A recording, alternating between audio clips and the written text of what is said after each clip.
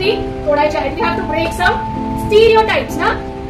आई वडील शिकवतात मुलांना boys don't cry, that's a stereotype. गैर समजुती आहे. मुलगा जर रडायला लागला तर आपण काय बोलतो पटकन, अरे मुलगी आहे का, आयु गर्ल. कुठल्या शास्त्रात दिलंय बरं की फक्त मुली रडू शकतात, अश्रूंचा अधिकार फक्त मुलींकडे आहे, असं कुठल्या शास्त्रात दिले आहे? आपल्याकडे एकच शास्त्र आहे, पवित्र शास्त्र. आणि माझ्या पवित्र शास्त्रामध्ये तर योसेफी रडलाय, दाऊद राजा असून देखील रडलाय, आणि येशू ख्रिस्त देखील रडला आहे.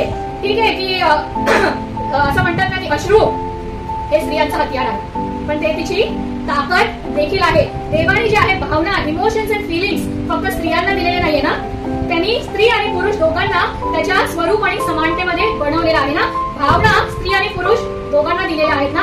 असं नाही ना की स्त्रीमध्ये फक्त त्यांनी भावना टाकल्या, अश्रू दिले, इमोशन्स दिले, फिलिंग्स दिले, आणि पुरुषाला रोबोट सारखं बनवलं की स्त्री सांगेल त्याचं स्त्रीने म्हटलं फळ खा, तुझी बुद्धी वापरू नकोस ना, स्त्रीने सांगितलं तर तू खा, असं नाही ना. पुरुषांना देखील त्यांनी फिलिंग्स दिलेल्या आहेत, भावना दिलेल्या आहेत ना. इथे मुद्दा असा आहे की जशा स्त्रिया आपल्या भावना व्यक्त करतात ना, रडून, आरडून, भांडून, किंचाळून, बोलून, पण पुरुष तसं करत नाही. का? कारण आपण लहानपणापासूनच त्यांच्यामध्ये ती गैरसमजुती निर्माण करतो की पुरुषांना रडण्याचा अधिकार नाही आहे. पण आपल्यासाठी आपल्या समाजातील पुरुष देखील तितकेच महत्वाचे आहेत, आणि पुरुषांमध्ये देखील भावना आहेत. They also need to express the feelings, they also need to vent out the अँगर, ज्यांचे जे इमोशन्स आहेत ते व्यक्त करणं, बाहेर काढणं देखील खूप गरजेचं आहे ना. आजची जी पिढी आहे, एस्पेशली जे जेन झीज म्हणतात, खूप नकारात्मक होत चाललेले आहेत ना, because they are not able to express their self ना. आणि 29 ऑगस्ट 2023 या एका आर्टिकलच्या द्वारे आत्महत्याची जी रेट आहे ती 2.6 times it is higher in Indian men compared to women. आत्महत्याची जी रेट आहे ती 2.6 टाइम्स भारतीय पुरुषांमध्ये महिलांपेक्षा जास्त आहे. का? कारण पुरुष काय करतात, आपल्या आतल्या आत काय करतात, मुठत राहतात ना. का?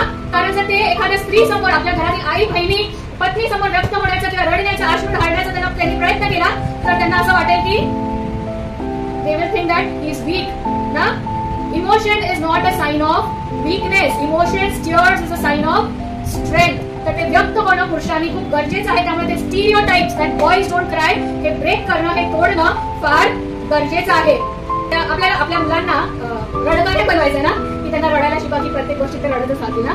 But you need to teach them to express. आणि हे मुलीसारखा रडणं किंवा अश्रूंचा अधिकार फक्त मुलींसाठी नाही आहे. You should teach your next generation. तुमच्या पुढच्या पिढीला तुम्हाला शिकवायचं आहे अश्रूंचं महत्व, एक्सप्रेस होणं, वेंट आउट होणं हे शिकवणं खूप गरजेचं आहे ना. पुरुषांना देखील त्याची गरज आहे, कारण स्त्री आणि पुरुष दोघांना देखील देवाने काय दिलेलं आहे, इमोशन्स दिलेले आहेत, भावना दिलेल्या आहेत. I wanted to give something to the men also.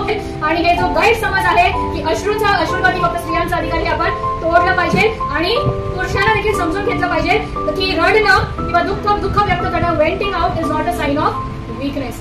कदाचित त्याच्याद्वारे पुरुषांमध्ये आत्महत्याची रेट कमी होईल ना, because they learn to express their self.